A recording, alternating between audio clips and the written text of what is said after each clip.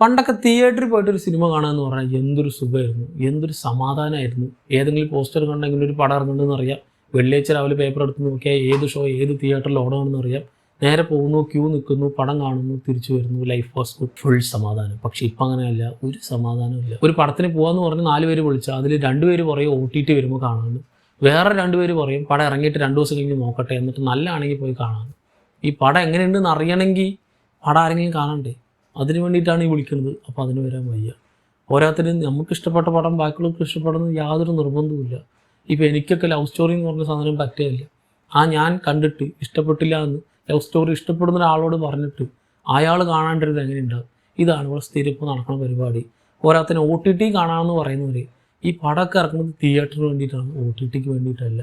So ഈ സാധനം വീട്ടിൽ കാണുന്നതും തിയേറ്ററിൽ കാണുന്നതും എൻ്റെ ഇടയിൽ ഡിഫറൻസ് ഉണ്ട്. നമ്മൾ പണ്ടൊക്കെ എങ്ങനെയാണ് തിയേറ്ററിൽ പോയി കണ്ടിട്ടുണ്ടായിരുന്നത് എന്നൊന്ന് ആലോചിച്ച് നോക്കിയാൽ മതി. ഇനിയിപ്പോൾ ആരും വേണ്ട, ഒറ്റയ്ക്ക് പോവുക. ശരി, ബുക്ക് ചെയ്യാന്ന് പറഞ്ഞ് ഏതെങ്കിലും ബുക്ക് മൈ ഷോ പോലെ ആപ്പ് എടുത്ത് നോക്കിയാൽ അവിടെ വൻ സ്കാം.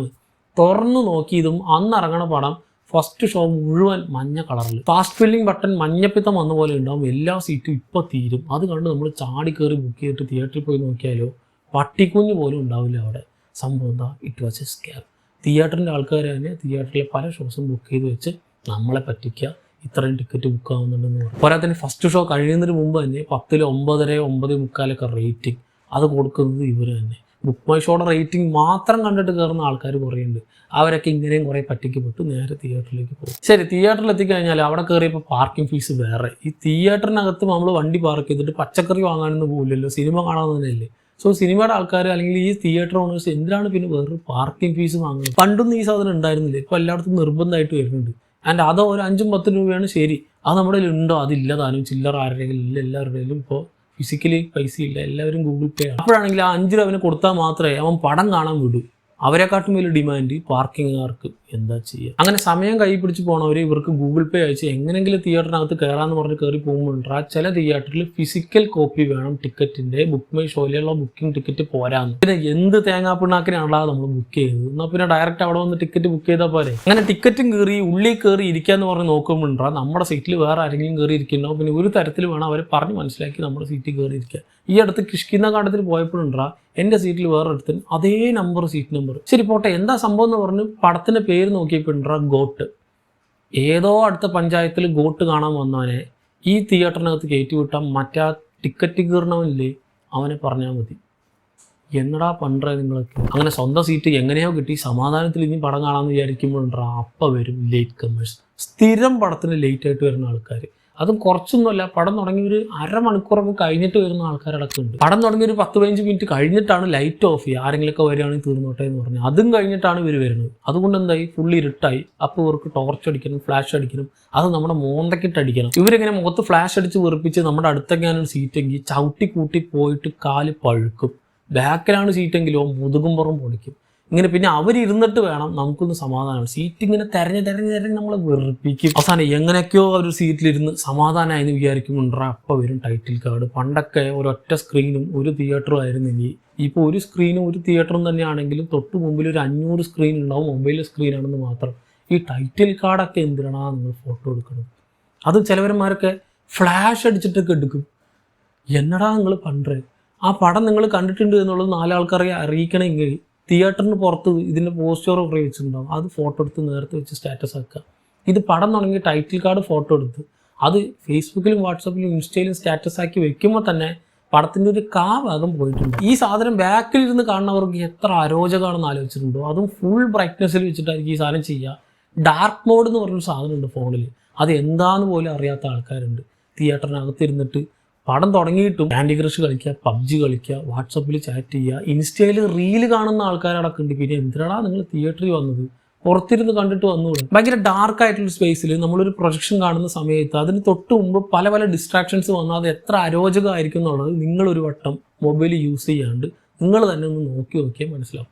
ഏതെങ്കിലും ഒരു പടത്തിന് ടൈറ്റിൽ കാർഡ് എടുക്കാതെ എന്താണ് അവിടെ നടക്കുന്നതെന്ന് ഒന്ന് ഒബ്സർവ് ചെയ്താൽ മനസ്സിലാവും എത്ര വൃത്തിയായിട്ട പരിപാടിയാണ് ഈ സംഭവം എന്നുള്ളത്. ഇതേ തിയേറ്ററിൽ തന്നെ ഇതേപോലെ തന്നെ നമ്മൾ പണ്ടും പടം കണ്ടുകൊണ്ടിരുന്നത്. അന്നൊക്കെ ഈ പ്രശ്നങ്ങളൊന്നും ഉണ്ടായിരുന്നു ഇല്ല, വല്ല കുഴപ്പമുണ്ടായിരുന്നു. എത്ര സിമ്പിളായിട്ട് നമ്മൾ സമാധാനത്തോടെ കണ്ടുകൊണ്ടിരുന്നു ഫോണില്ലാണ്ടിരുന്ന സമയത്ത്. ഇപ്പോഴാണ് ഈ പ്രശ്നങ്ങൾ മുഴുവൻ. ദെൻ എങ്ങനെങ്കിലൊക്കെ അവരുടെ കാര്യങ്ങൾ നിർത്തി എന്ന് പറഞ്ഞിരിക്കുമ്പോൾ അപ്പം തുടങ്ങും അടുത്തിരുന്ന് ഏതെങ്കിലും ഒരു കുട്ടി കരയാൻ. ഈ കൈക്കുഞ്ഞിനെ വെച്ചിട്ടൊന്ന് തിയേറ്ററിനകത്തേക്ക് വരരുത്. ഈ 3 മണിക്കൂറൊന്നും അവർക്ക് അതിനകത്ത് താങ്ങാൻ പറ്റില്ല. നിങ്ങളുടെ കുട്ടി വീട്ടിലിരിക്കുമ്പോൾ തന്നെ ഒന്ന് ആലോചിച്ച് വെക്കുക, ഒരു 3 മണിക്കൂർ അവർ ടിവിയുടെ മുമ്പിൽ ഇരിക്കും ഇല്ല. ഈ തീരെ ചെറിയ കുട്ടികളെ കൊണ്ടുവരുമ്പോൾ കൊണ്ടുവരുന്ന കുട്ടികൾക്ക് ഇറിറ്റേഷനാണ്, കൊണ്ടുവരുന്ന നിങ്ങൾക്ക് ഇറിറ്റേഷനാണ്, ഇത് കേൾക്കുന്നത് ഞങ്ങൾക്ക് ഇറിറ്റേഷനാണ്. പോരാ തന്നെ അവരുടെ ഹെൽത്ത് വൈസും ഇത് ഒട്ടും നല്ല കാര്യമല്ല. ഈ ചെറിയ കുട്ടികൾക്കൊന്നും ഇത്ര വലിയ സൗണ്ടൊന്നും കേൾക്കാൻ പോലും പറ്റില്ല. അതൊന്നും ആലോചിക്കാതെയാണ് നിങ്ങൾ ഇവരെ തിയേറ്ററിലേക്ക് കൊണ്ടുവരുന്നത്. സോ കുട്ടികളുള്ളവർ അവർക്ക് പടം കാണാൻ പറ്റില്ലേ, ഞങ്ങൾക്ക് ഇപ്പോൾ തിയേറ്ററിൽ വരാൻ പറ്റില്ലേ എന്നൊന്നല്ല പറയുന്നത്. അതിൻ്റെതായ സൊല്യൂഷൻസ് കണ്ടുപിടിച്ച് വരിക. കാരണം അത് എല്ലാവരെയും ഒരേപോലെ എഫക്റ്റ് ചെയ്യുന്നൊരു സംഭവമാണ്. ഈ ലഹളയൊക്കെ കഴിയുമ്പോഴേക്കും പിന്നെ ഇൻ്റർവെല്ലാവും. പണ്ടൊക്കെ നമ്മൾ ഇൻ്റർവെല്ലിൽ ഒരു പോപ്കോൺ വാങ്ങിച്ചു നിർത്തി. ഇപ്പം അങ്ങനെയല്ല. 100-150 രൂപ ടിക്കറ്റും കൊടുത്ത് 500-1000 രൂപയ്ക്കൊക്കെ കഴിക്കുന്ന ആൾക്കാരുണ്ട് തിയേറ്ററിനകത്ത് വന്ന്. മൾട്ടിപ്ലക്സിലൊക്കെ ആണെങ്കിൽ പറയുക വേണ്ട, അവിടെ കിട്ടാത്ത ഫുഡൊന്നും ഉണ്ടാവില്ല. ബിരിയാണി അടക്കം വന്ന് തിയേറ്ററിനകത്തിരുന്ന് കഴിക്കുന്ന ആൾക്കാരുണ്ട്. പുറത്തിറങ്ങി വല്ല റെസ്റ്റോറൻറ്റിൽ നിന്ന് കഴിച്ചിട്ട് കയറുക, അല്ലെങ്കിൽ ഈ പടം കഴിഞ്ഞിട്ട് പോയി കഴിക്കുക. ഇത് ബാക്കിയുള്ളവരും കൂടി പടം കാണാൻ പറ്റാത്ത അവസ്ഥയാണ്. ഇവർ മുമ്പിലിരുന്ന് കഴിച്ചിട്ട് കുറച്ചൊന്നുമല്ല, ഈ ചെറിയ സാധനങ്ങളൊന്നും അല്ല. പോരെ തന്നെ മൾട്ടിപ്ലക്സിലൊക്കെ കൊടുക്കുന്ന സാധനങ്ങളുടെ റേറ്റ് പറയേ വേണ്ട. 250 രൂപയ്ക്കാണ് ഒരു ഗ്ലാസ് പെപ്സിക്ക് കൊടുക്കുന്നത്. നോർമലി നമ്മൾ സാധാരണ ഒരു 2-2.5 ലിറ്ററിൻ്റെ പെപ്സി വാങ്ങുകയാണെങ്കിൽ ഒരു ബക്കറ്റിൽ കോരി ഒഴിച്ച് കുളിക്കാനുള്ള അത്രയും ഉണ്ടാവും 200-300 രൂപയ്ക്കുള്ള പെപ്സി എന്ന് പറഞ്ഞാൽ. ഈ സാധനമാണ് ഈ കൊള്ള വില കൊടുത്തിട്ട് ഇവർ ചെയ്യണത്. അതിൻ്റെ റേറ്റ് മാറ്റണം എന്നുള്ള അവസ്ഥ അത് വേറെ, ഇവർ വാങ്ങുന്ന ആൾക്കാരുടെ അവസ്ഥ വേറെ. അങ്ങനെ ഇത്രയും അട്ടഹാസങ്ങൾ കഴിഞ്ഞ് കുറേ സഹനങ്ങൾ സഹിച്ച് കഴിഞ്ഞ് പടം കഴിഞ്ഞ് പുറത്തിറങ്ങുമ്പോഴേക്കും പുറത്ത് കലോത്സവവും നാടോടി നൃത്തമൊക്കെ. വല്ല മണ്ടപ്പടങ്ങളാണ് നമ്മൾ കണ്ടിറങ്ങിയതെങ്കിലോ അതിനകത്തുള്ള അപരാധം പോരാണ്ടാണ് ഈ പുറത്തുള്ള അപരാധങ്ങൾ.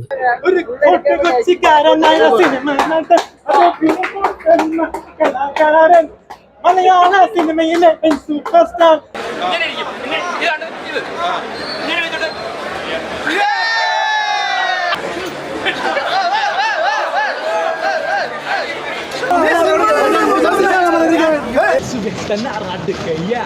അടിപൊളിയാണ്